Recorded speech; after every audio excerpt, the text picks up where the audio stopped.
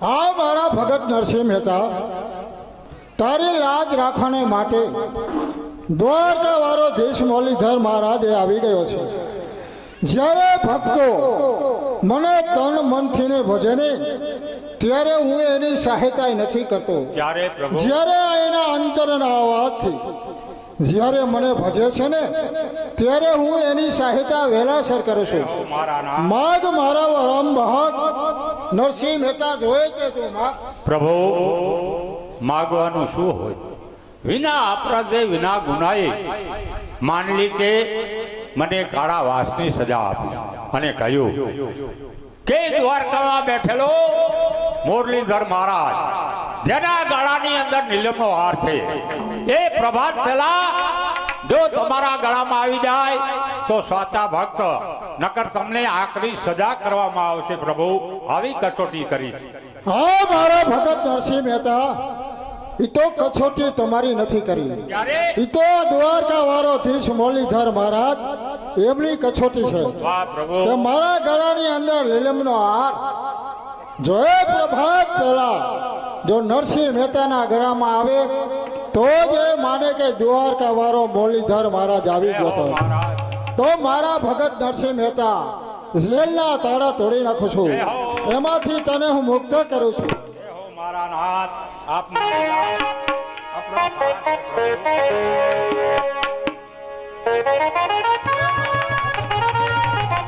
તને લીલમનો હાર એ હું પહેરાવું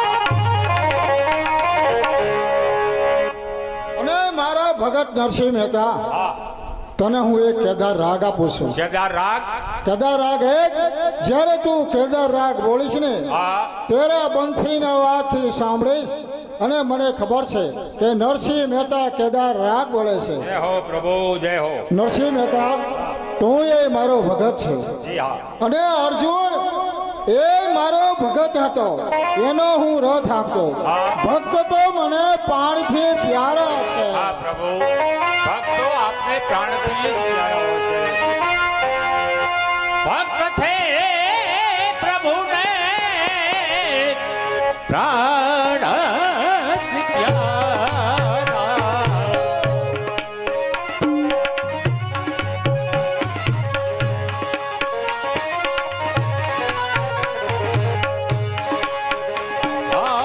ભક્તોની ભીડ પ્રભુ હે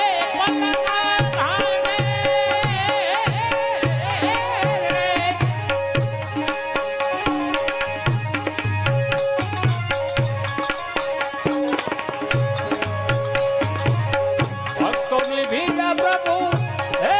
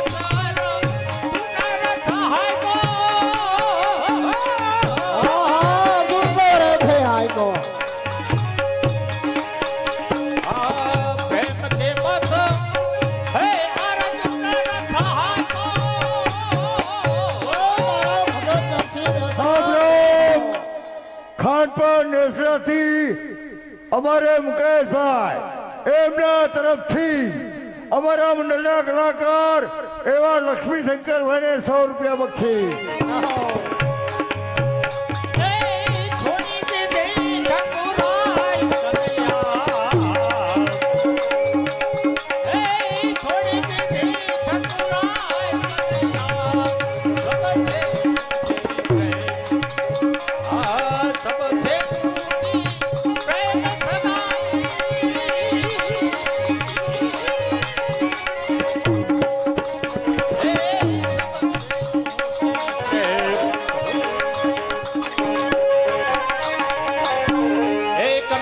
કે મને